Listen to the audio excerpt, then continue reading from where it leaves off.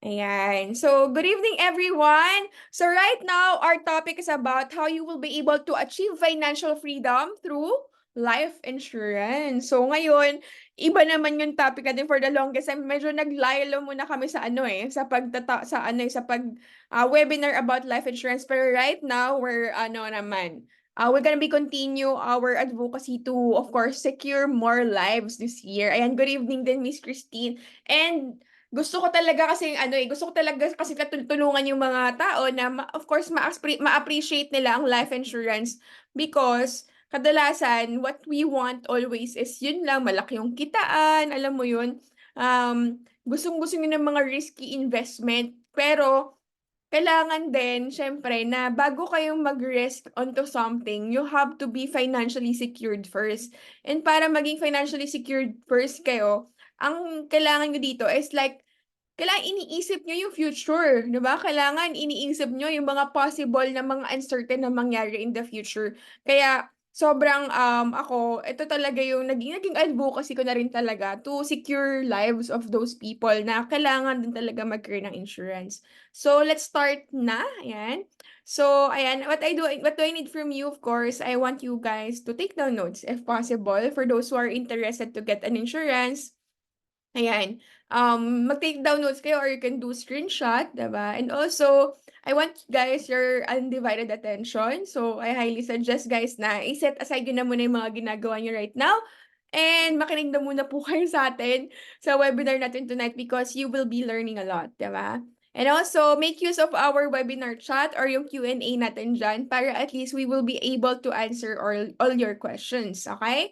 And also, do not sleep yet. Maaga pa naman. Okay, wag daw ako tulugan, di ba? So, ayun guys. So, I hope guys na you will stay for the rest of the evening, okay? So, just to introduce myself, I am Lady Denely. I am a content creator and a I am social media influencer. So, madalas sa mga na-influence ko po are those people who are interested in financial management, financial literacy, those people who are into investing, 'di ba? Yan. So, madalas sila po yung aking mga target market din and sila yung mga naiimpluwensyahan ko. And also, I took my MBA last pandemic. So, I graduated in 2021, I think, sa Miriam College. And also, I took my BSBA Finance and Investment Management. And ayun, yun po talaga yung course ko ever since. Talaga mahilig na ako sa mga finance-related na mga um, topics and events, okay? And also, I was a banker for the past 10 years. So, bankera po ako ng 10 taon. So, 10 taon kong ginugol yung buong pagkatao ko sa bangko. Kaya talagang, if you're gonna be asking anything related to banking, baka makatulong naman ako. And also, ayan, I am also an entrepreneur and businesswoman. So, I'm teaching and I have started my own aesthetic clinic.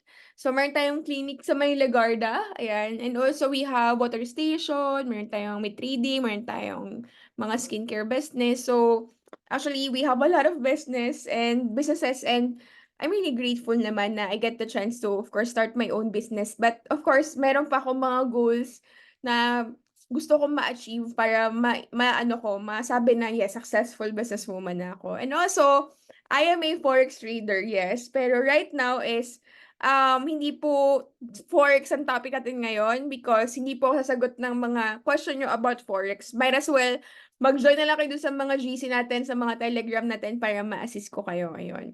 So, ayan, on top of everything, lahat ng yan, ginagawa ko pa din yung pagiging licensed financial advisor not because of money, not because I want to earn, but because I want to help people. Kasi nga, sabi ko nga sa inyo, naging advocacy ko na to help people meet their financial freedom.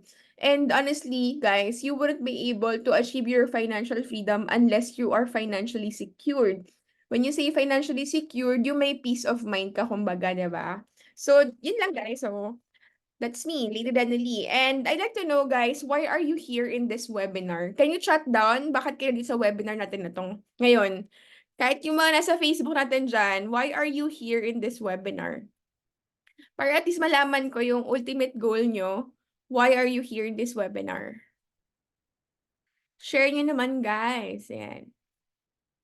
Ako siyempre ang goal ko is of course maturuan kayo kung paano kayo magkakaroon ng financial security through life insurance. Kasi yun yung ano natin pinaka-goal natin magkaroon ng financial freedom, 'di ba? Para magkaroon kayo ng financial freedom, syempre kailangan financially secured muna kayo, 'di ba? Ayan. Ayan, si Miss Elena Ereno, interested in insurance. Ayan, Miss Elena, if makapunta po kayo sa Zoom natin para masagot ko po yung mga questions niyo right now, 'di ba? Ayan. So, pwede kayong mag-join dito. Kasi hindi ko nababasa yung mga messages agad dito sa may Zoom eh. Pwede po ba mag-apply po dyan na agent sa Sun Life? Pwede naman, Chard. Pwede naman message niya si ano, ayan, later, andyan po si, si Sir Michael, ang UM ko, para ma-discuss if gusto niyo mag-join ng Sun Life. Jomar Nakar, ayan, interested in insurance pa po. Ayan. So, may ano ba yung reason nyo why are you here in this webinar, guys? Para at least I know your ultimate reason why are you here in this webinar, diba? Can you share, guys? Malaman ang pinakamagandang life insurance kung saan na makakuha. Sabi ni Katrina. Ayan. OFW po at 45 na may balak nga po kamuha ng insurance kasi yung baby ko lang naikuha ko po 6 years na po yung Sun Life niya. Wow! Nice, Joanne. It's good to know na nasimulan mo yung sa baby mo. And I hope ikaw rin makakuha ka na rin, diba? So, ayan. Thank you for sharing. So, ito yung what we want to eliminate, yung Pinoy mentality kasi, 'di ba? We always tell this sa parang bahala na si Batman. Kadalasan kasi 'di ba yung parang yung mga tao, 'di ba? Lagi nila sinasabi bahala na si Batman, naging parang ano na to, naging mentality na to ng bawat Pilipino na lagi natin pinagsasawalang bahala na muna yung mga importanteng bagay. At isa na dyan, syempre, yung insurance. Kasi, alam mo yun, pag nandyan na, kapag too late na, dun yung maiisip na yung importante pala magkaroon ng insurance. Kapag nandyan na, nasa kabaong na yung minamahal nyo sa buhay, dun yung marirealize na sana pala noon palang kumuha na ako ng insurance. 'Di ba? So, yan, isa sa mga mindset na we want to eliminate. Tapos, ayan, mag-anak ka para may mag-aalaga sa'yo pagtanda mo, 'di ba? Ginagawa natin na wait lang. Yun, ginagawa natin na retirement plan yung mga anak natin, 'di ba? Tama ba naman 'yun? Ginawa niyo 'yun, 'di ba? Parang syempre we want to eliminate yung sandwich generation na ginagawa nating retirement yung mga anak natin. Mag-aanak tayo para merong mag-aalaga sa atin, para merong gagastos sa atin pagtanda natin, 'di ba? When in fact, we can actually prepare for our future. We can actually prepare for our retirement, 'di ba? So, hindi dapat natin yung ginagawa. Dapat, nagpe-prepare tayo kasi yung mga anak natin, pagtanda niyan, of course, magkakaroon yan ng mga sarili nilang obligasyon. Mag-aasawa yan, mag-aanak yan. At ang magiging priority nila dyan is, of course, yung bago nilang family, hindi na kayo.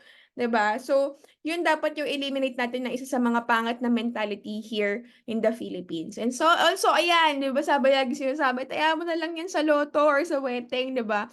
Kakataya mo ng kakataya, 'di ba? Pa 20-20 yan.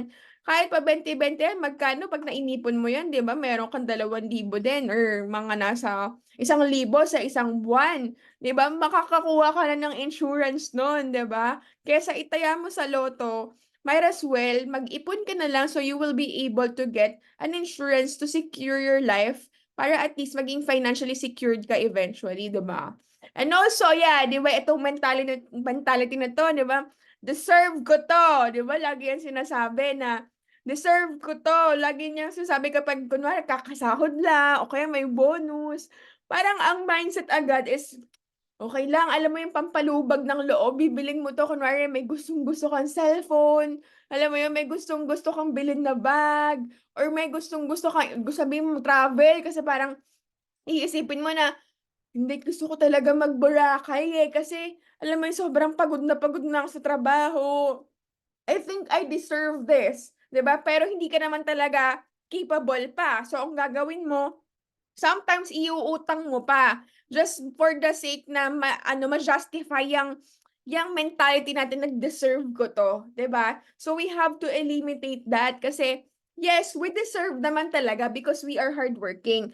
Pero we have to understand yung delaying gratification, 'di ba? We have to delay na muna yung mga gratification para eventually, pag dumating yung point na we are in need, meron tayong paghuhugutan. Yang ano, deserve ko to, deserve mo naman talaga. Pwede mong gawin yan once you're already capable, once you're already financially secured, 'di ba? Yung tipong wala ka nang iisipin sa future, wala ka nang, yung parang hindi ka na mamumroblema, hindi mo na iisipin na yung magulang mo is, paano 'pag nagkasakit, kaya ko ba i-cover yung mga expenses niya? Paano 'pag nagka-cancer, 'di ba, yung parents mo o kaya nagkaroon ng naaksidente yung anak mo or ikaw mismo 'pag naaksidente ka, paano ka magpo-provide sa family mo, 'di ba? So, dapat financially secured ka muna, yun muna isipin mo bago yung mga deserve ko 'to, 'di ba? Kasi yung iba naman, ayan, mag-asawa ka na lang ng kano, 'di ba? Yan yung laging sinasabi ng mga tao na lagi na lang yan yung sagot sa kahirapan ng mga babae, lagi na lang bang gano'n? 'Di ba? So, alisin din natin yung mentality na yan kasi puwede naman mag-asawa ng kano kung talagang para sa pag-ibig. Pero kung ang purpose mo na, eh, makaahon-ahon sa kahirapan, wala, okey lang siguro kung yan talaga yung ultimate goal mo, pero kailangan i-secure mo muna yung sarili mo, 'di ba? Dapat you're financially secured pa din kahit na meron kang asawa na foreigner. Kasi okey din naman, mababait naman din sila, I have nothing against that. It's just that ginagawa na kasi siyang negosyo, 'di ba? Ginagawa na siyang parang ano, scapegoat, 'di ba, para makatakas sa kahirapan, 'di ba? When in fact you can do something about it by, of course, starting with yourself and fixing your mentality when it comes to your financial, 'di ba? Ayan. Sabi ni Butiki, yes, goal is to financially being secured. Yes.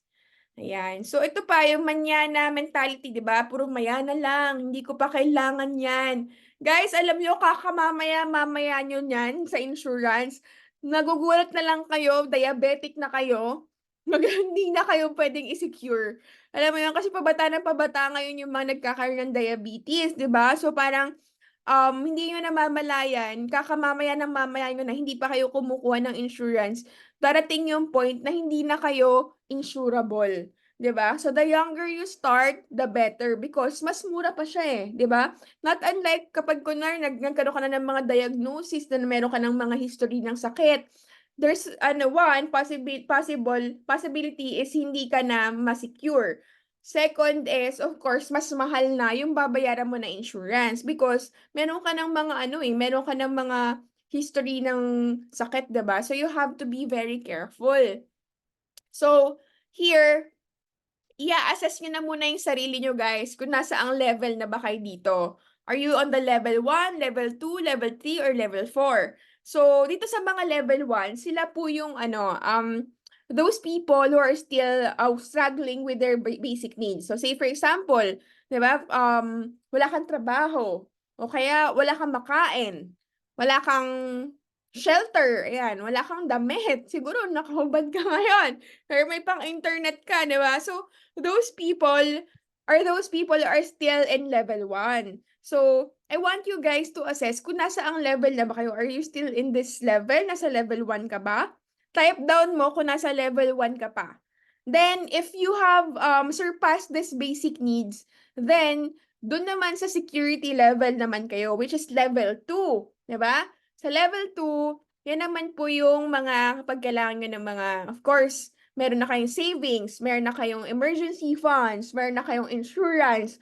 So, itong level na 'to is you are securing yourself, meaning you are trying to become financially secured.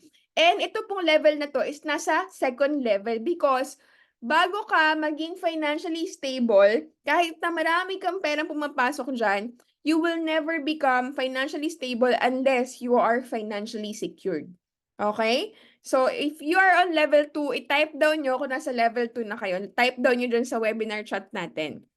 Tapos naman, yung level 3 naman, if you have surpassed being financially secure, then the second level, the third level is stability. So, dito yung mag-start ka na mag-forex, mag-start ka na mag-business, mag-start ka na mag-invest sa stocks, sa bonds, or even bumili ng mga real estate properties, di ba? Kasi here, what your goal is to become financially stable.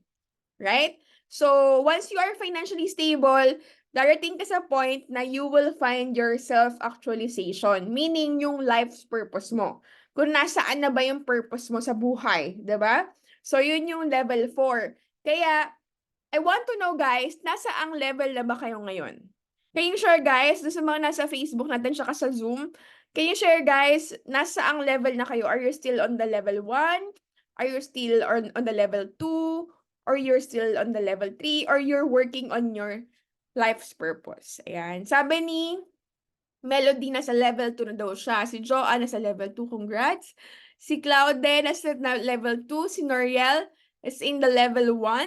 Si Ronald is in the level 2. And si Jeff is on the level 1. Ayan. Thank you for answering, guys. Si Jomar is level 2. Okay. Thank you for answering, guys. For those who are still in level 1, I hope and pray na you will find an opportunity wherein you will be able to surpass tong level 1 na to. Kasi definitely, ito yung mga basic needs. Ito yung mga basic needs na kailangan nyo. Okay? Na dapat hindi mawawala sa buhay natin. Every single person, ito po yung kailangan nila. Yung trabaho, of course, pagkain, tirahan, at damit. Okay? So, ito yung pinaka-basic na kailangan nyo. For those who are on level 2, na you are already working on your financial security, congratulations, di ba? Congratulations, and I hope guys na ito tuturo ko sa inyo kung paano kayo magle-level up papunta naman sa financial stability. Kasi here sa financial stability, dito na kayo makakapag-start talaga na makaunahon, makaluwag-luwag na, kumbaga magawa nyo na yung mga bagay na magpapasaya sa inyo, mabili nyo na yung mga luho nyo, matreat nyo na yung family nyo, and makapag-invest na rin kayo, of course, makapag-negosyo. Pero before anything else, you have to be financially secured first. Okay? So, thank you for sharing. Next is, ayan, ito po, kaya ko siya inahilan tulad sa spare tire because in order for you to be able to get to one place, to one destination, to another destination, is syempre kailangan nyo ng vehicle, di ba? Say for example, pupunta kayo ng Baguio. Kung pupunta kayo ng Baguio, syempre kailangan nyo ng sasakyan, di ba? Kung kailangan nyo ng sasakyan, most definitely yung sasakyan nyo, meron yung spare tire in case of emergency, in case na maflatan, para makapunta ka dun sa next destination mo. So if you're aiming to become financially secured, financially stable, then you have to be prepared. 'Di ba? You have to be prepared dun sa mga possibilities, dun sa mga uncertainties na possibly makapigil dun sa financial freedom na inaasam mo, 'di ba? So, 'yan, we need spare tire. Meaning, kailangan natin ng mga bagay or mga tools na makakapag-secure sa atin in case of emergency, na makakatulong sa atin para if ever na magkaroon ng mga hindi natin inaakala, 'di ba? Kunwari nagkasakit bigla, 'di ba? Kunwari nagkasakit yung family mo, yung asawa mo, yung anak mo, meron kang paghuhugutan, 'di ba? Yun ano ito yung purpose nitong ano, you need a spare tire in your life, 'di ba? So, ito po yung magiging topic natin today. So, more on insurance and investment. Paano kayo magkakaroon ng income replacement in case na mawalan kayo ng trabaho. We will also discuss about retirement, educational, and yung inflation, of course. Tapos, yung regarding sa, of course, sa death and sa mga possible na makuha ng family nyo when you pass away. And also, of course, yung sa health, okay? So, right now, share ko po sa inyo ito po yung mga 4 stages ng life, guys, na pagdadaanan natin lahat. All of us will go through this unless mamatay ka na mas maaga, 'di ba? Pero when you are at the age of 21 to 27 years old, ito yung age kasi na alam niyo yun guys, na you just graduated and you are super excited talaga na magkaroon ng sahod, 'di ba? Pagkasahod mo, parang gustong-gusto mong bilhin kahit ano kasi for the first time, masahod ka na on your own, 'di ba? For the longest time, hingi ka ng hingi sa magulang mo. And this time, since you're officially employed, now is a time na magkakaroon ka na ng trabaho mo. Pero little did I know na hindi ko pala napansin yung mga bagay na kailangan ko palang i-prepare for myself. Like, nung nag-graduate ako, I started in the bank.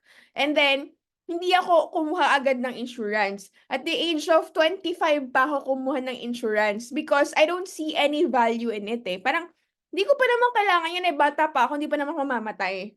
'Di ba? So yun yung mindset natin kapag nag-start tayo 'di ba ng ng trabaho natin, hindi tayo kukuha ng life insurance kasi we always think na bata pa ako, hindi ko pa kailangan yan.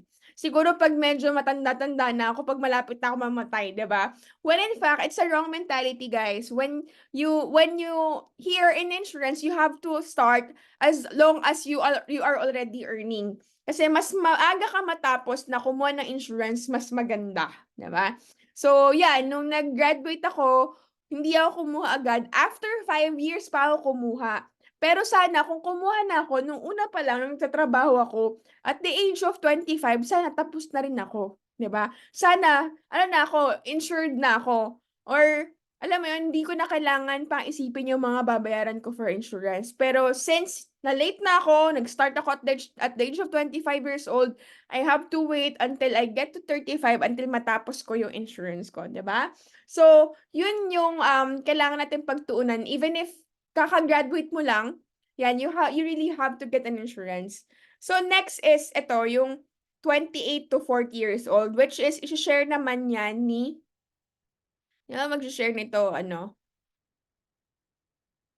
i-share naman yan ng ating guest speaker today. Ayan, si Michael. Ayan, si Sir Michael yung mag-share about sa,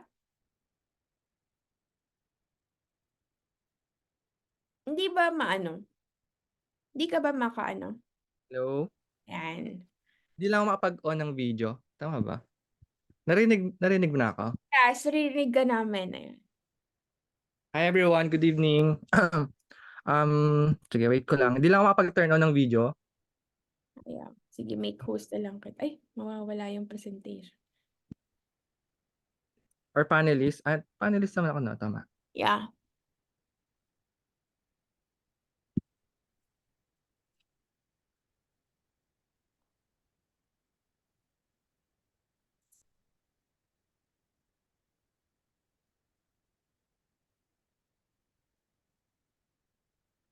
Pwede kita add na, i-make host kita kasi mawawala yung presentation.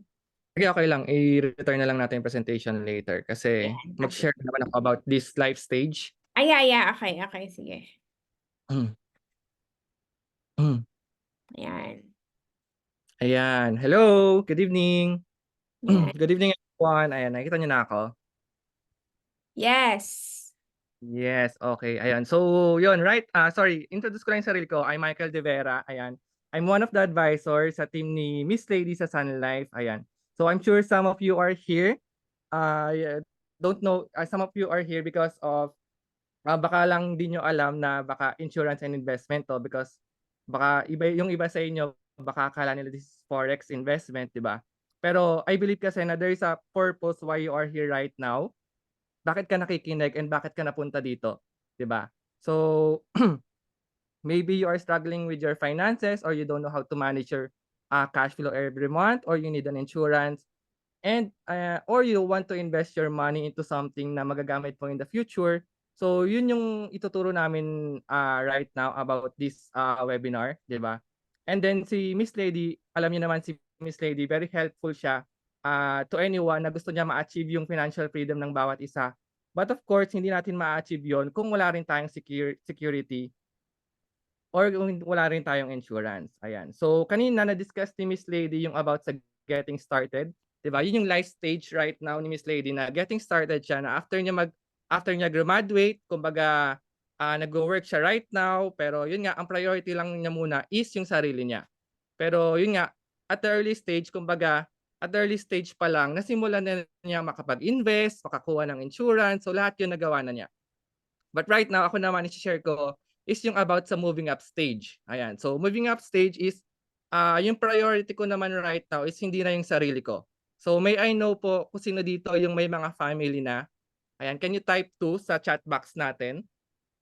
So sino na po dito yung may mga family na or may mga anak na? So right now po, I'm sure ayun, so parehas tayo ng life stage right now. Yung priority natin is about our family na or yung sa mga anak natin. Kung bakit tayo nagtatrabaho every day, kung bakit kailangan natin kumita ng pera, 'di ba? It's because our priorities is yung mga anak na natin. And I'm sure ako nung kumuha ako ng insurance, actually hindi ako nakakuha ng insurance and investment ko nung nag-start ako mag-work before, kumbaga getting started, kasi hindi ko pa talaga siya naisip. Kasi before nag-work din ako as OFW, ayan, just to share with you guys. OFW din ako before, nag-work ako sa Dubai for 3 years, pero yung 3 years na yun ang nangyari is wala talaga akong naipon. So 'di ba usually kapagka OFW, magtatrabaho tayo sa abroad, and then kapagka magbabakasyon tayo, i-enjoy natin yung bakasyon natin, and then pagkabalik natin ng, abroad gano'n na naman. We have to work na naman for another 11 months just to enjoy for another 1 month ng vacation natin. So hindi ko siya nasimulan, kumbaga, yun yung isa sa mga pinagsisisihan ko before, na sana pala nun pa lang alam ko na yung about sa insurance and sa investment. Kasi dapat nun pa lang, nung nag-start pa lang ako nag-work, sana nakakuha na ako ng insurance and investment para at least dun sa 3 years ko before as a OFW, meron na sana akong naipon. And kumbaga, yung life stage ko that time, 'di ba? Kasi sarili ko pa lang eh. Kumbaga, wala pa akong iniisip na family ko or na anak ko. Kayang-kaya ko mag-ipon, kayang-kaya ko mag-set aside at least 10% or 20% of my income every month, kayang-kaya ko pa siya. Unlike right now na yun nga, I'm a moving up stage na meron na ako sariling family, meron na akong mga anak, mas lumaki na rin yung expenses ko, 'di ba? So, but of course siyempre mas pinili ko pa rin na makapag-start na akong kumuha ng insurance and investment ko because of my family or because of para sa mga anak ko. So, how it works ba? Bakit ba importante na meron akong insurance and investment? Because I'm the income provider of the family. Kumbaga ako yung nagpo-provide para sa family ko. What if may mangyari sa akin? Paano na lang yung family ko or paano na lang yung mga anak ko, 'di ba?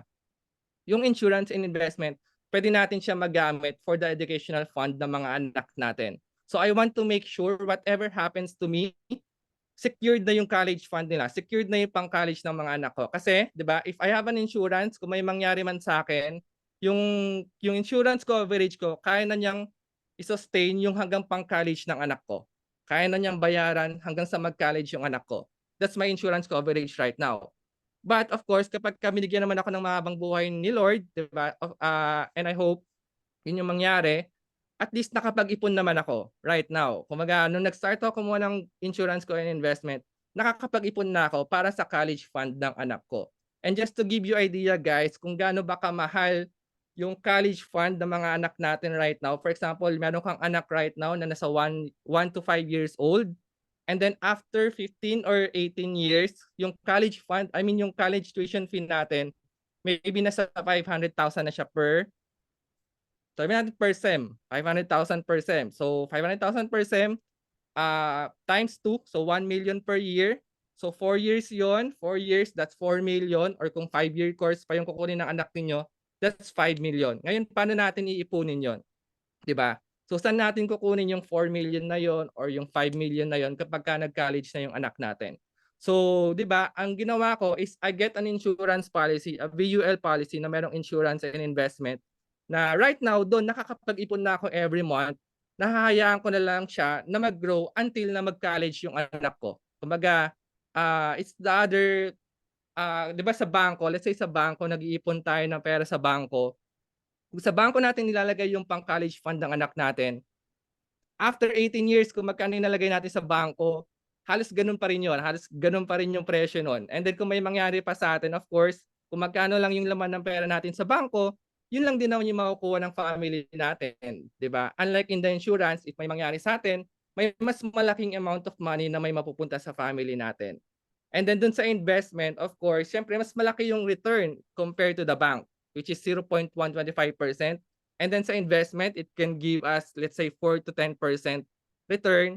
'Di ba, let's say for example, I have a plan na 10 years lang, hayaan ko lang siya, babayaran ko lang siya ng 10 years, and then haantayin ko na lang siya mag-grow until mag 18 years old na yung anak ko para magamit niya for college fund.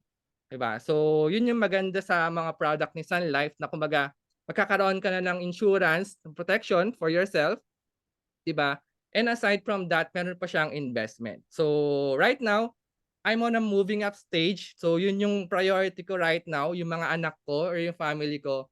Pero once na lumaki na yung mga anak natin, ayan, so once na lumaki na yung mga anak natin, 'di ba? Mag-iiba na naman yung priority natin. Kasi yung mga anak natin magkakaroon na sila ng mga sariling buhay. 'di ba? Kumbaga yung priority naman natin is babalik na sa sarili natin. So that's the third stage of life, 'di ba? Yung kanina is a getting started, which is yung na-share ni Miss Lady, and then yung shinare ko is about moving up stage, and then the next one is, yun nga, kumbaga moving up stage na. Kumbaga yung priority natin will come back to us. So ano ba yung priority natin, ano na yung magiging priority natin on that, 'di ba? It's more on our health, 'di ba? Kasi let's say we are on the around age 50 to 60 years old or 40 to 60 years old. Kasi diyan nalalabas yun, eh, diyan nalalabas kung meron tayong mga sakit or kung meron tayong nararamdaman. Kumbaga nandiyan na, kumbaga diyan na yung babalik na yung priority natin sa sarili natin.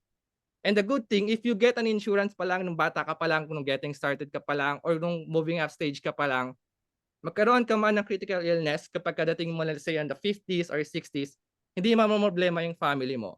'Di ba? Maybe some of you here encountered or experienced na meron na sa family member ninyo nagkaroon ng sakit, let's say major critical illness, 'di ba? Na na-hospital siya, let's say cancer man 'yan, stroke, heart attack. I'm sure alam ninyo kung magkano yung nilabas na pera ng family ninyo. And the worst thing about it, paano kung walang pera yung family natin, 'di ba? Ang mangyayari diyan, maghati-hati pa yung mga anak, 'di ba? Kung wherein yung mga anak natin, may kanya-kanyang pamilya na din, 'di ba? Kung may kanya-kanyang priority na rin, 'di ba? Parang nandun pa rin sila sa sandwich generation kasi hindi ka nakapag-ready for yourself. So kaya right now, if you are on your moving up stage, kumbaga puwede ka pa rin kumuha ng insurance mo or yung investment mo, and priority na natin is your health, 'di ba? We have to secure yours more on health and life. Ayan, para if ever, just in case na yun nga magkaroon tayo ng sakit or or yun nga may mangyari man sa'tin, 'di na natin kailangan, guluhin pa yung family ng mga anak natin or kung saan man tayo hihiram, 'di ba? So right now pa lang, if you are on moving up stage, dapat napaghahandaan na rin natin yon, 'di ba? So actually, on our side, na-experience na namin 'yan with my family. Yung sa wife ko naman, yung father niya kasi nagkaroon ng cancer. So ang nangyari do'n is naghati-hati sila magkakapatid para ipangpagamot do'n sa cancer ng father nila. And then eventually, of course, hindi natin masabi, 'di ba, nawala rin yung father nila. And then ang nangyari pa, nabenta lahat nabenta nila yung bahay, and then nagkaroon pa sila ng utang. Kumbaga ano yung naiiwan ng father nila sa mga anak nila, 'di ba? So if kung walang insurance, talagang gano'n yung mangyayari. That's why we don't want you guys to experience that. That's why very important talaga na ma-secure mo muna yung sarili mo before you go to the others, level na magkaroon ng investment, 'di ba? Ayan. And then after that, the last stage is leaving a legacy. So leaving a legacy naman, this is around 60s to 80s. So actually mga around 60 to 65 puwede pa sila magkaroon ng insurance as long as healthy pa sila. Ayan, puwede pa rin sila ma-approve as long as healthy pa sila. Yun nga lang, medyo malaki na yung magiging payment or premium at the age of 60 or 65. Pero yun nga, kung healthy pa naman sila, we can still secure them. Kumbaga, leaving a legacy kasi, 'di ba? Kung ano yung iiwan mo sa family mo, kung paano kanila maaalala. And I think ito yung nabasa ko before about kay Dolphy. Ayan, if you know, yun nga yung comedian natin, comedian actor na si Dolphy, na yun nga, 'di ba, ang dami niyang anak, ayan. Ang dami rin niyang naiwan na legacy sa mga anak niya. Ang dami niyang naiwan ng mga insurance sa mga anak niya na until now nare-receive pa rin nila yung parang income ni Dolphy. Na kahit wala na si Dolphy, andun pa rin, parang nandun pa rin siya na nare-receive nila yung income ni Dolphy because of the insurance. So ganun ka-powerful yung insurance. That's why it is very important, 'di ba, na kung at you are around 50 to 60 to 70 years old, ano yung iiwan mo sa family mo, 'di ba? That's a living a legacy. Ano yung iiwan mo para sa kanila? Ayan. So, yun yung mga life stage natin, 'di ba? Getting started, to moving up stage na priority mo na yung family mo, and then moving up stage, and then yung priority mo is babalik na sa'yo kapagka lumaki na yung mga anak mo, 'di ba? It's all about your health na, kung dapat maging active ka na sa mga fitness, ayan. And then the last one is leaving a legacy. So all of that, kumbaga puwede natin siya i-covered, puwede natin siya kunan ng insurance based sa budget ninyo. Actually, hindi po mahal ang insurance. Baka lang, akala ninyo mahal ang insurance, pero hindi po siya mahal. Very customized yung product ni Sun Life, very customized yung product na VUL with, insurance with investment.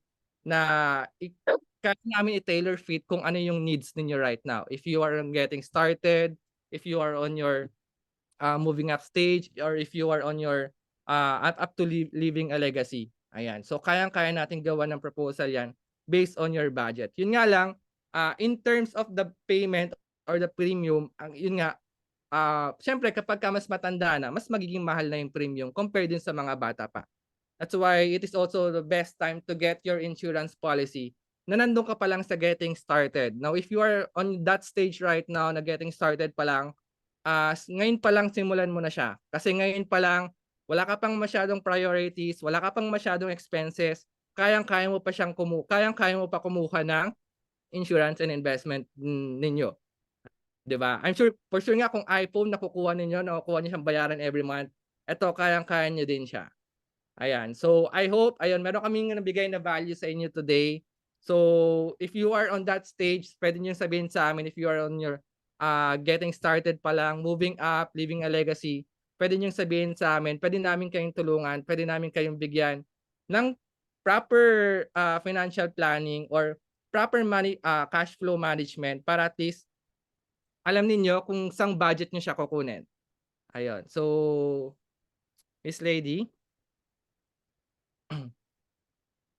Ayun po, baka meron kayong mga questions? Yan, thank you for sharing yung mga life stages, 'di ba? Kasi talagang very necessary yan na we have to consider yung mga life stages natin sa buhay na hindi naman talaga maiiwasan. Definitely, we'll get old, we will marry, we will have our kids.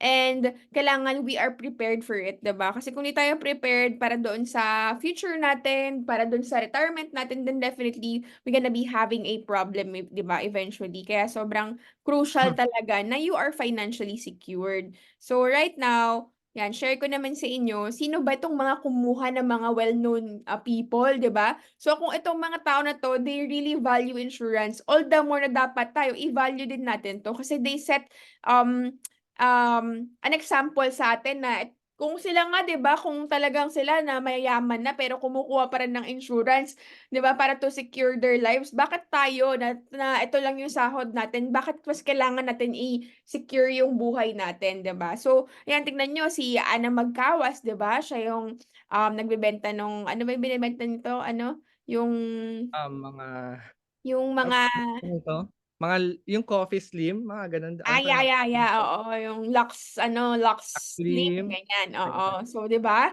'To ang dami na ring pera pero Mayayaman ng mga kumukuha 'yan, ng pero kumukuha pa oo. rin ng insurance, 'di ba? Even si Rosmar 'di ba niregalo niya sa family niya, insurance din 'di ba? Binigyan niya si Natnat tsaka si ano yung asawa niya 'di ba ng insurance because she also values ano, insurance na talagang kailangan siya sa buhay 'di ba? And even yan sila Wamos tsaka si Antoinette they also get 'di ba an insurance. Sila Tony Fowler 'di ba kinuhaan niya yung boyfriend niya and yung anak niya ng insurance and si Norvin 'di ba? So ito yung mga sikat na mga influencer na they also took an insurance to secure their lives. Pero for those people who are saying na, "Ay hindi, pangmayaman lang siguro yung insurance na yan kasi sila afford nila, eh, kami kasi hindi namin afford." Pero what can you say dito sa mga tao na 'to na minimum average lang yung kanilang sinasahod, 'di ba? So ito si ate, kumuha siya ng insurance for her family kahit na naggugulay lang sila, 'di ba? Meron lang silang maliit na cart sa may gilid ng kanto, 'di ba? So, if you will be thinking about it, if she's earning less than 1,000 and yet nakakapagtabi siya ng ano ng pera for the life insurance, 'di ba? And ito si kuya na sa ano siya sa Shell, 'di ba? Nagtatrabaho siya as gasoline station boy, 'di ba? So, siya rin nakakuha siya ng policy niya ng insurance because he values security sa buhay. Kasi ayaw niya na may mangyari na possibility sa family niya 'pag mahihirapan pa sila, 'di ba? Kapag nagkaroon ng problema, nagkaroon ng sakit, nagkaroon ng ano, ng mga aksidente na hindi mo expected, Pero kapag may life insurance ka, hindi ka mag-worry, you have peace of mind, 'di ba? Ayan, si kuya na nagbebenta ng ice cream, 'di ba, ng sorbetes, kumuha rin din siya ng policy niya, 'di ba? So, eto si kuya, 'di ba, talagang bina-value niya kaya talagang affordable naman siya, hindi siya pang mayaman lang. Even if you're a minimum wage earner, kayang-kaya mo kumuha ng insurance, just a matter of your mindset, 'di ba? Si kuya na nagta-tricycle driver, bakit siya afford niya din, 'di ba, nakukuha niya? Because he also values yung life niya and his family's life na in case magkaroon ng mga emergency sa buhay niya, alam niya na hindi mamomroblema yung mga maiiwan niya. 'Di ba? Lalo na kung driver ka, 'di ba? Very risky yung life mo kasi you're out every day nasa labas ka, you're driving, 'di ba? You'll never know what might happen, 'di ba? Kung maaksidente ka, mabangga ka, at least meron ka nakatabing insurance na alam mo pag huhugutan ng pamilya mo, hindi ka magiging pabigat, 'di ba? Buti kung sana mamatay ka na lang, 'di ba? Kunwari naaksidente ka tapos namatay ka. Okay lang eh kasi hindi ka na mamomroblema. Pero what if hindi ka namatay? What if nabaldado ka lang? What if na-disable ka lang? Tapos naging pabigat ka na sa pamilya mo, 'di ba? What if kailangan bedridden ka na, kailangan alagain ka na, 'di ba? So, ayaw mong ganun, ayaw mong maging pabigat sa pamilya mo, ayaw mong maging pasakit sa kanila, yung tipong parang pakiramdam mo na pagpapasapasahan ka ng mga anak mo kasi ayaw ka na nilang alagaan eh. Kasi syempre pabigat ka na eh, 'di ba? Oo, andyan mahal ka nila, pero kapag dumating sa point na nahihirapan na sila, definitely they will complain and ayaw mong marinig 'yun. Definitely masakit 'yun, 'di ba? So you have to be prepared kasi darating yung panahon na syempre dapat pasasalamatan ka nila. Pasasalamatan ka nila kasi prepared ka dito sa mga ganitong uncertainties. And ito si ate, 'di ba, sobrang nakaka-proud siya kasi at the age of 27 years old, imagine niyo guys, yan nagtatabi siya ng 50 pesos per day, guys. Yan, nagtatabi siya ng 50 pesos per day at nakakaipon siya ng 1,500 every month na binabayad niya sa insurance, 'di ba? So nakakuha siya, naging secured siya, nakakuha siya ng policy niya kahit na ang kinikita niya lang sa isang araw is 200 to 300 pesos. 'Di ba? Kasi kaya naman eh, 'di ba? Siguro kasi iba lang yung priority mo. 'Di ba? Kung ang priority mo yung mga cellphone, mga luho mo, yung mga ibang bagay, then most definitely hindi mo kakayanin kumuha ng insurance. Pero since si ate, talagang focus siya talaga sa future niya, ma-secure yung lives niya, ma-secure yung life niya, ma-secure yung family niya, ayaw niyang mahirapan. Ang sabi niya nga po is, di bale nang magsakripisyo ngayon para sa ikauunlad ng kinabukasan niya, di ba? So she's thinking about the future, which is dapat i-adapt natin yung mindset na meron si ate. Kasi hindi naman forever na nagtitinda lang siya diyan, 'di ba? Darating yung panahon, syempre aasenso rin siya with the mindset she has. Definitely, he will get successful. And ang maganda doon, when she gets there, meron na siya, secured na siya, financially secured na siya. And sabi niya pa nga, kukuhaan niya yung kapatid niyang maliit para kahit maliit pa lang yung anak niya, yung ano niya, kapatid niya, nakakapag-ipon na, 'di ba? So napakaganda ng mindset ni ate. Hindi hadlang ang kahirapan para kumuha ng sarili mong life insurance, 'di ba? So, ngayon we will discuss naman about yung sa investments. Ayan, si Michael yung magdi-discuss na here in insurance, it's not just about securing yourself na sa insurance side, but also having an investment. Yun yung kinaganda dito kasi yung pera nyo is hindi lang yan nakalagay sa insurance alone, but also invested din yan sa mga stocks, sa mga bonds, diba? Kung ano, Sir Michael? Yes, tama 'yon. So, 'di ba siguro yung iba sa inyo ang alam lang sa insurance is just insurance lang talaga siya. So, actually merong dalawang type of insurance. Number one is traditional insurance. 'Yun yung talagang insurance lang talaga siya na kapagka may nangyari sa atin, meron tayong maka-claim. And then number two is yung VUL. That's insurance with investment. So, kumbaga meron siyang investment na naka-invest naman into a mutual fund. So, ano ba yung mutual fund? I-discuss ko siya on the next slide. Ayan. So if you have a policy na VUL, insurance with investment, so meron siyang mutual fund na paano pa rin nangyayari sa mutual fund? Let's say for example, si Miss Lady, policy holder siya ng Sun Life, and then ako, policy holder din ako ng Sun Life. Na every time na nagbabayad kami kay Sun Life, yung pera namin napupunta siya into a common fund na tinatawag naming mutual fund.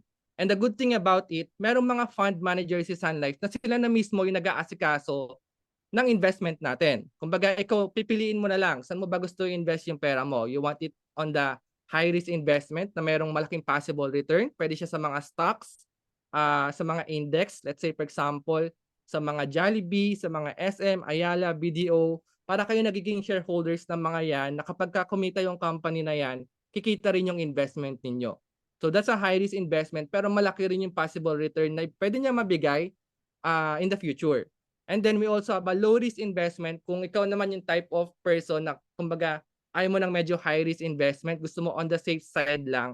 We also have a bond fund. Yung bond fund na yon, yun nga na-discuss ni Miss Lady kapag ka bond fund, kasi pinapautang ni Sun Life yung pera natin sa government and then si government gagamitin niya for a certain project, let's say yung mga build program.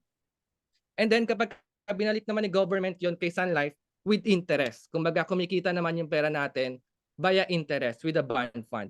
And if you want a medium risk lang, kumbaga equity and bond fund, kumbaga balance fund lang siya, we also have that one. So we call it a balance fund na kumbaga yung Sun Life, yung fund manager na mismo, yung mag-aasikaso ng investment mo, siya na bahala mag-isip kung saan niya ilalagay yung investment mo. Kung sa tingin niya, okay mag-invest right now sa mga stock market kasi mukhang magiging okay yung economy natin this year, mukhang magiging okay yung mga company natin this year, doon niya i-invest sa high risk. And kung sa tingin naman niya this year, medyo delikado mag-invest sa high risk, doon naman niya i-invest sa bond fund. Let's say merong mga economic crisis, merong mga war sa ibang bansa, doon naman niya ilalagay sa bond fund. Ayan. And then yun nga, tulad na nabanggit ko kanina, eto hindi mo na kailangan mag-isip kung saan mo ilalagay yung investment ninyo, 'di ba? For example, you want na mag-invest ka sa stocks, 'di ba? Aaralin mo pa 'yan eh. Paano ba ako mag-invest sa stocks? Saan ba ako mag-invest sa SM ba, sa Jollibee, sa BDO? Anong magandang stocks ba mag-invest right now? Hindi mo na kailangan gawin 'yon. Kasi yung fund manager na mismo ni Sun Life, yung gagawa ng trabaho na 'yon para i-invest yung pera mo into that company. Kumbaga siya na bahala. So you just have to you just have to choose na lang if you want to invest it on the high risk investment, on the low risk investment, or on the medium risk investment. And let's say for example, ako, I will use my investment sa college fund ng anak ko, 'di ba? That's after 18 years. So kinuhanan ko yung kumuha ko ng policy nung 1-year-old pa lang yung anak ko. So I will pay for 10 years. So from that 10 years, doon ko siya ininvest sa high risk investment. So, bakit high risk investment yung pinili ko? Kasi gagamitin ko yung pera after 18 years pa. Kumbaga matagal pa siya. Kumbaga hindi ko siya gagalawin hanggang mag-college yung anak ko. And I know na kapag doon ko siya nilagay, mas malaki yung possible return na pwede kong makuha unlike sa bond fund ko siya ilalagay, 'di ba? And if you are thinking, let's say for example, you are around at 40 years old or 50 years old, gagamitin mo na agad siya after 10 years kapag nag-retire ka at the age of 60, gusto mo on the safe side lang, pwede naman natin siya ilagay sa bond fund. Kumbaga para at least medyo safe lang siya. Magkaroon man ng economic crisis kapag nag-retire ka, meron ka pa rin makukuha ang investment kay Sun Life. 'Di ba? Actually, hindi naman sinabing for example, sinabing high risk investment to, pwede siyang mawala or pwede siyang maubos. Hindi naman siya ganoon. Kumbaga, accumulated naman to eh. Kumbaga, every year tayo nagbabayad, every year tayo nag-i-invest, every year iba-iba yung nagiging return of investment natin. Ayun. So kung meron for example, merong this year na medyo mababa, pwede naman mabawi yun on the next year na baka medyo mas maging maganda na yung return of your investment. So yun yung product namin kay Sun Life. We have a insurance with investment wherein yung investment na yun, pwede mo siya magamit into any life goals na gusto mo. Kumbaga ikaw na bahala kung saan mo siya gusto gamitin. Gusto mo siya gamitin for education fund ng anak mo, pwede.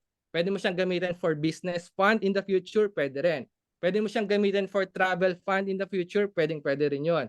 Or pwede mo siyang gamitin for your retirement, pwede mo rin siya magamit for retirement. Kumbaga, very flexible siya, wherein kung magbago man yung goal mo in the future, kung magbago man yung paggagamitan mo in the future, walang problema yon. Kasi very liquid naman yung mutual fund natin na pwede mo siya i-withdraw anytime you want. Wherein yun nga lang, we are not advising na i-withdraw mo siya on the first 10 years kasi on that year na nagbabayad ka pa, kumbaga hindi pa ganun kalaki nagiging return ng pera mo eh on that 10 years. Kumbaga makikita mo siya after 10 years na pwede mo siyang magamit for your long-term goals. Ayan. So kumbaga dito yung mutual fund natin or yung kinukuha nating investment is for long-term goals talaga siya. na yung tipong yun nga pang college fund, pang business fund, or pang house and lot natin in the future or for retirement fund. But if you are thinking on the short-term goals, let's say for example, magta-travel ka after 2 years or bibili ka ng iPhone, bibili ka ng bags, ng luxury shoes, luxury bags, hindi mo siyang pwede magamit dito because that's a short-term goals. Kumbaga ipunin mo lang siya sa bangko lang muna. For this one, ito yung mga pang long-term goals natin na pwede mo siya magamit in the future. Ayan. Ayan, so that's the mutual fund. Ayan, do you have any question about that? So yun yung product natin kay Sun Life. Meron tayong VUL na 5 years to pay. Meron din tayong 10 years to pay. Yun. So didiscuss namin yon kapag yun nga, nagkaroon tayo ng another meeting with you one-on-one with our advisors. Ayan. So, ayan ba guys? So, when is the best time to get an insurance? Kailan ba talaga? Kasi, di ba, ang daming life stages, hindi mo alam kung kailan ba dapat na parang, pag nag-bonus na ba ako, pag meron na ba akong extra income, kapag nakakuha ba ako ng mas malaking pera, doon na ba ako dapat mag-start? Actually, guys, here in insurance, the best time for you na mag-avail is now because it is better to buy 10 years early than 10 minutes late, 'di ba? Kasi marirealize mo na lang na kailangan mo na yung insurance kapag kailangan mo na siya. Kapag nangangailangan ka na ngayon. Kapag may sakit ka na, kapag na-diagnose ka na ng cancer, na-stroke ka na, or whatever na mga critical illness, or even sa parents mo, kapag nagkasakit na, dun mo marirealize sana pala kinuhaan ko si mama. Sana pala kinuhaan ko si papa. Sana pala kinuhaan ko yung anak ko noon pa lang para ngayon meron siyang pang-college. 'Di ba? Sana noon pa lang nag-prepare na ako sa retirement ko, 'di ba? Kasi mas mura po kung kukuha kayo ng 10 years early kesa 10 minutes late. So, for me, the best time for you to start here in insurance is right now. So, if I were you guys, meron tayo dyan, sinend ko dyan sa webinar chat natin yung mga forms na kailangan nyo ikumpletuhin. And also, meron tayong group chat sa Messenger wherein saan kami namin pwede i-assist dun sa mga inquiries mo. Like if you have questions regarding insurance, you need quotation, you need proposal, gusto mo malaman ano ba yung mga other benefits na pwede mo makuha sa insurance, paano yung mga withdrawal, paano ka makakapag-claim. Diyan po lahat natin sasagutin dyan sa ating Telegram, ay sa may GC natin sa Facebook, okay? So, make sure na naka-join po kayo dyan sa GC natin, sa Messenger, para dyan po namin lahat sasagutin ng mga inquiries nyo. Kasi, guys, napaka-importante po talaga na magkaroon ng insurance. We're doing this not because of anything else, but to actually secure lives, to help you guys, because we believe na those people who are in this webinar, those people who are watching in Facebook Live, I'm pretty sure, guys, na we have a reason. There's a reason. Okay? So you have to take action now. You have to consider insurance. Hindi to dapat yung parang sinasabi nyo na next time na yan, bahala na, mamaya na yan, hindi ko pa kailangan. Actually, kailangan nyo na siya ngayon. Ngayon nyo na siya kailangan. Hindi nyo kailangan yan kapag wala pa nangyayari sa inyo. Pero pag dumating na yung point na yun, sa stage ng life nyo na critical na, sasabihin yung sarili nyo, sana pala kumuha ako. 'Di ba? So ayun guys, maraming salamat sa oras nyo. I hope guys na meron kayo natutunan ngayon. Meron po ba kayong mga questions pa para at least masagot namin ngayon habang hindi pa tapos yung webinar natin. So para at least if you have more questions, we can answer right now. Do you have any more questions, guys? I thank you, Edwin, and this webinar is recorded. I will be uploading this sa YouTube channel ko para at least pwede nyo mabalikan. Pero I highly suggest mag-join din kayo dun sa ating GC sa Facebook para we will be able to answer all your questions. And yung about sa team natin, Miss Lady, nagko-contact sa kanila. Ayan. Ayan. So by the way guys, meron tayong team na ko-contact sa inyo, which is, ayan po, ang aking mga naggagandahan at nagpopogian na mga kasama sa Sun Life. So definitely they will be contacting you. Once na mag-fill in kayo ng details nyo dun sa form, they will be contacting you right after that. Okay? Para sila po yung magkikeep in touch sa inyo in case po na meron silang mga inquiries regarding sa and guys, meron kang mga inquiries regarding sa insurance. So, sila po yung ating team na na tutulungan kayo na ma-secure yung lives niyo po. Sila ay mga ano naman po, mga hindi po sila scammer kasi mamaya magulat kayo bakit may kumukontak sa akin, 'di ba? So sila po talagang ano, mga legit po, okay? Yan. May question pa si ano, pag ano daw pag OFW, no?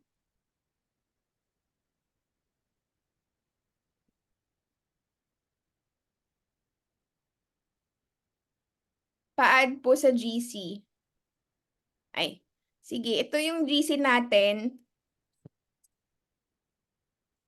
Ayan. And kapag ka na-fill up niyo yung form na binigay ni Miss Lady, kokontakin kayo ng one of our team sa Sun Life. And then just to avoid any scammer lang po, baka may kumontak sa inyo ibang tao or magpanggap na si Miss Lady, hindi po kami nanghihingi ng pera. Kumbaga, we never ask for bank transfer sa bank account or any bank account. It's always direct payment po sa bills payment po kay Sun Life. So direct payment po lagi sa bills payment kay Sun Life via GCash, via online transfer, via over the counter. So we never ask any payment po na ito-transfer sa isang bank account po ng anyone or sino man. So just to avoid lang po yung mga scam kasi baka marami po nagpapanggap na si Miss Lady or baka po may magpanggap na ka-team namin kay Sun Life. Ayan. So we will never ask payment po na ita-transfer po sa isang bank account. So direct payment po lagi yon kay Sun Life sa bills payment. Ayan, so tinatanong niya kung OFW daw, pwede daw ba siya mag-avail? Ayan. So for OFW po, we can help you right now sa pag-manage po ng cash flow ninyo kapag yun nga po, kasi kapag ka OFW po, hindi pa pwedeng pang kumuha ng insurance and investment. So dapat po kapag ka nagbakasyon kayo dito and that's the time na pwede na po kayo kumuha ng insurance and investment ninyo. Hindi po pwede na nasa abroad or nasa ibang bansa. So rule po yon ng any insurance company here in the Philippines na you have to sign po na nandito po kayo sa lupa ng Pilipinas. Ayan.